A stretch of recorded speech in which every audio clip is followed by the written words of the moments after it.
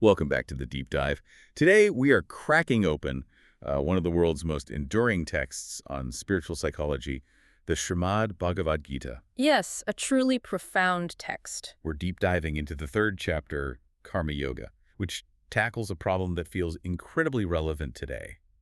If inner peace is the goal, should we, stop engaging with the busy, demanding world of action? It really is the classic tension, isn't it? Engagement versus withdrawal. And our focus is that crucial dialogue between the warrior Arjuna and his guide, Krishna. Right, Arjuna's in a terrible spot, facing this huge battle, his family on the other side, and he's just paralyzed. Completely. He's looking at Krishna, hearing about this path of supreme knowledge, and he's utterly confused. He basically asks, okay, if knowledge is better than action, why are you pushing me towards these terrible actions? Yeah. He's fighting the war. Yeah, he feels like he's getting mixed signals, just completely bewildering for him. He wants one clear path, right? Just tell me what to do for ultimate well-being. But Krishna doesn't really give him an easy out, does he? So our mission today, for you listening, is to unpack Krishna's really detailed and honestly very practical response. And clarify how action itself can actually become the path to freedom instead of, the thing that binds us. Exactly, how it can be liberating.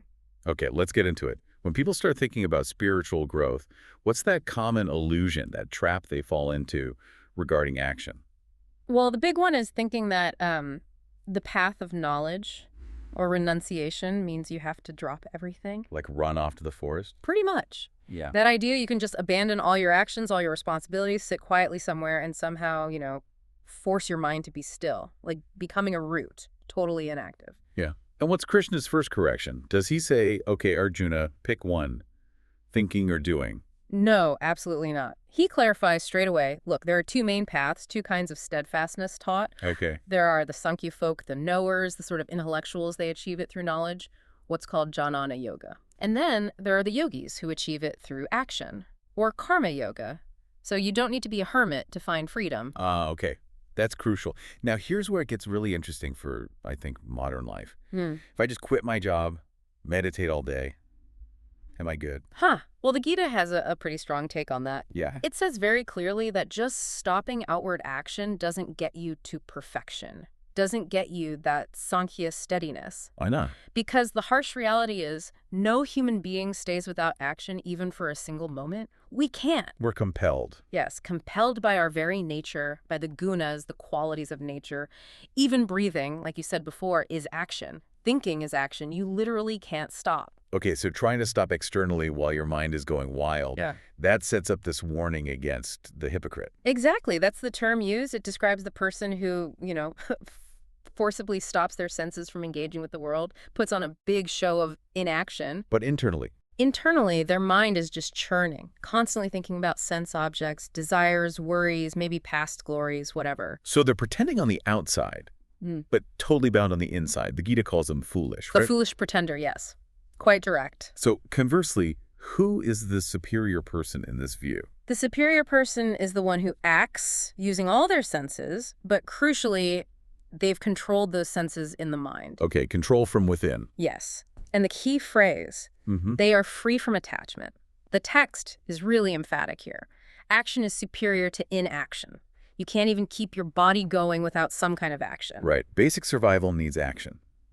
Okay, so if action is inescapable, totally unavoidable. Then the logical next step is we have to figure out how to act without getting tangled up, without creating bondage. And this is where yajna comes in. Precisely. Krishna introduces this concept, yajna. It often gets translated as sacrifice, maybe ritual, but it's more like natural contribution or duty performed rightly. He says actions done purely for the sake of yajna don't bind you. It's only the actions done apart from this, for selfish reasons perhaps, that plunge you into bondage. So let's make yajna practical. We hear sacrifice and think of ancient fire rituals, but the sources say it's more about the natural cycle, interdependence. Exactly that. It's presented as the cosmic law established at creation. Prajapati Brahma, the creator, made beings along with yajna, saying, by this you shall prosper. Like a principle for thriving. Yes, it's the principle of mutual dependence. Think about it. Plants give oxygen. Animals give CO2. Children depend on parents. Society depends on farmers, soldiers, teachers, everyone doing their part. So fulfilling your role, your duties, within that web of dependence is the sacrifice. That's the core idea. It's performing your duty, recognizing you're part of a much larger system, a cosmic give and take. That distinction is really helpful. So if my job is, say, being a software engineer, my yaja is coding well, fulfilling my project duties honestly, without being driven solely by, I don't know, ego or greed. That's a perfect modern application. Fulfilling your swadharma, your own specific natural duty, honestly and without attachment, that is your yajna. And this has real consequences, doesn't it? The Gita talks about food. Yes, quite powerfully. It says those who eat food that is left over from yaja, meaning they eat only after fulfilling their duties properly, they are freed from all sins. And the flip side? The flip side is stark. It calls those people sinners who cook food only to nourish their own bodies without having performed their duties first. Wow, so consumption is conditional on contribution. You have to put into the system before you take out. That's the essence of it. You have to uphold your end of the cosmic bargain, so to speak. And the text connects this whole idea back to the universe itself. Absolutely. It lays out the whole cycle. Beings come from food. Food needs rain, pardanya. Rain comes from yajna. Yajna arises from Veda. Think of Veda here as natural law or inherent duty, and that law originates from the Supreme Being. So the whole cosmic engine runs on this principle of yaja. Yes. The conclusion is that the omnipresent Supreme Being is always established in yaja. The universe operates through this constant, interdependent action and duty. Which means if you try to step outside that cycle, try to shirk your duties. The text calls it living a wasted life, a life lived in vain, because you're essentially going against the grain of the universe, disrupting that natural flow of mutual support. Is there any exception? Anyone who doesn't have to do this? Well, it does mention the very rare beings, the ones who are completely absorbed in the self, totally content within themselves. They technically have no duty in the conventional sense. But even they still need to eat, right? Exactly. Even they still depend on the yajna cycle for their basic physical needs. So for practically everyone else, including Arjuna, the path is detached action, performing your svadharma. That's the way to the Supreme. Okay, that brings up a really interesting point about maybe leadership or influence. If the wise, the nearly liberated, could potentially stop acting, why should they keep going? Yes. The primary reason given is setting an example. Lokasangraha, holding the world together. Okay. Sages like King Janaka, mentioned in the text, reached perfection through action, specifically detached action, partly to show others the way to encourage society. So people in positions of wisdom or influence have a kind of responsibility. A huge one. Krishna points to himself, saying, even though he, as the divine, lacks nothing and needs nothing, he still acts constantly and carefully. Why carefully? Because whatever a great person does, others tend to follow.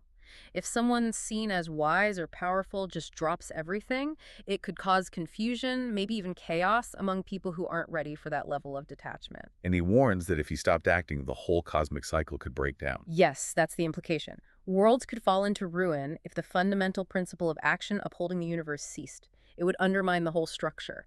So the instruction for the wise is actually kind of counterintuitive. It really is. They should perform action, aiming for the welfare of the world. Keep doing their duties, almost appearing like those who are attached, the ignorant masses. Why appear like them? So as not to unsettle their minds. The idea is you shouldn't create doubt about the necessity of action for people who aren't yet equipped for pure renunciation or knowledge. You guide them by acting rightly yourself. Okay, so action is mandatory, duty is essential, even for the wise. So then, what is it that actually causes the binding? If it's not the action itself, what is it? Is it the results? This is maybe the absolute core insight of karma yoga. The binding agent isn't the action or even necessarily the result, it's the delusion of doership. The feeling that I am doing this. Precisely. The Gita says all actions are actually performed by the gunas, the modes of nature, the whole psychophysical mechanism.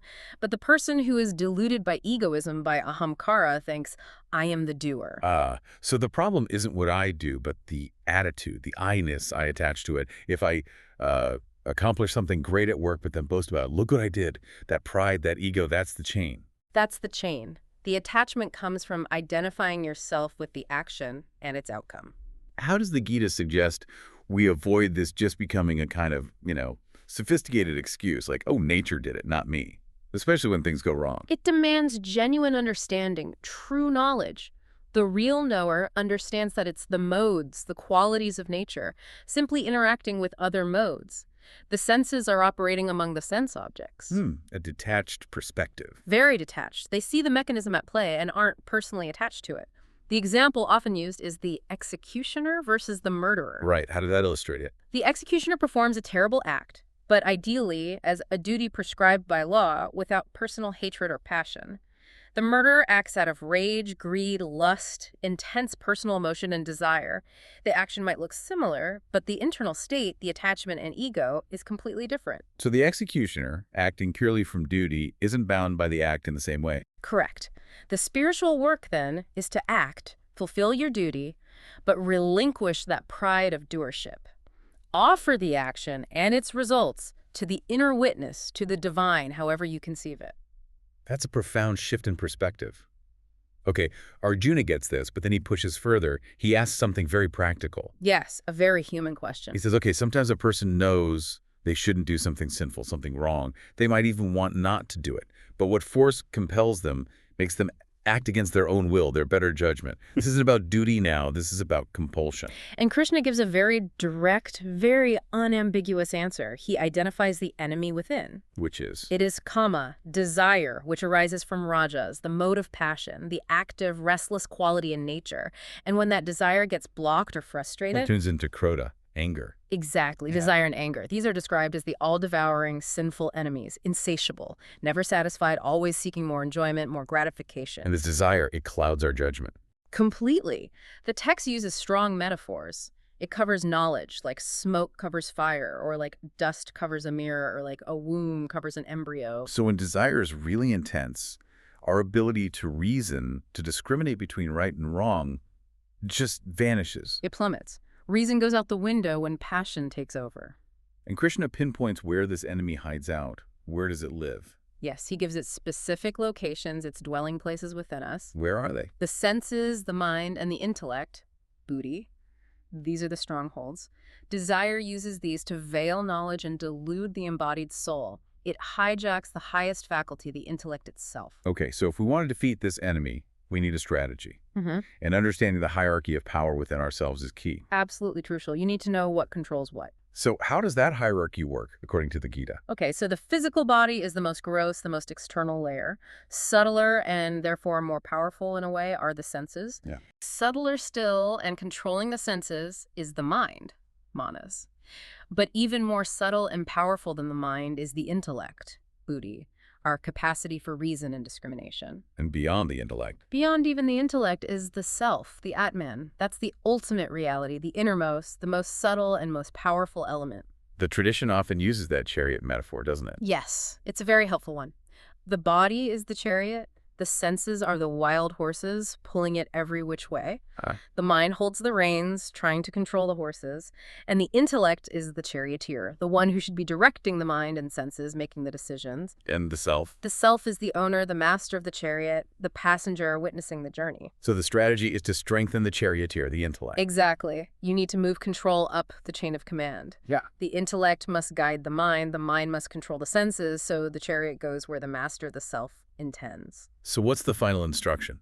The ultimate command for Arjuna and for us. First, gain control over the senses.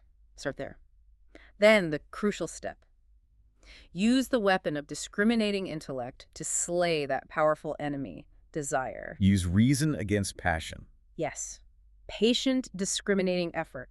You have to know your own inner landscape, know the enemy, and use your highest faculty, your buddhi, to overcome it. And the final step involves connecting with the self. Right. Know that self which is beyond even the intellect. Fix your awareness there. By the strength of that higher understanding, steady the mind with the intellect. Control the lower mind, restrain the senses. That's how you slay desire, described as hard to conquer. So it allows you to live effectively in the world, using your rational mind, but free from that compulsive, ego-driven passion. That's the goal. An intellectual life in the truest sense, guided by the higher intellect, aligned with the self. So bringing this all together for us today, what's the big takeaway? It seems the path to well-being, to liberation, isn't about running away from life, is it? Not at all. It's not about abandoning your career, your family, your responsibilities. It's about fundamentally redefining your relationship with action. How so? It requires performing your svadharma, your unique duty, whatever that might be, but doing it without ego, without that crippling attachment to the results, surrendering the pride of I am the doer. And really trusting in your own path, not someone else's. That's a huge point from this chapter. One's own duty, even if imperfectly performed, is better than the duty of another well-performed. Trying to be someone you're not, or take on a role not meant for you, only leads to fear and confusion. So focus on your role in the grand scheme of things. Fulfill your function. Exactly. Whatever your function is within that interdependent cycle we talked about, do that well with the right attitude. That feels like a really profound and actually quite practical message of acceptance and committed effort. Okay, so here's our final provocative thought for you, the listener. We've talked about this inner hierarchy of the self as the ultimate master. The intellect is the charioteer, guiding the mind, senses, and body, which are like the chariot and horses. If you consciously decided today to let the self be the ultimate guide, empowering your intellect as a charioteer, how many of your daily actions, choices, and reactions would actually change? That's a powerful question. Think about it. What shifts when you truly see the body, senses, and mind as merely the vehicles being driven by a higher, wiser part of yourself? Something to definitely reflect on as you navigate your own duties and actions this week.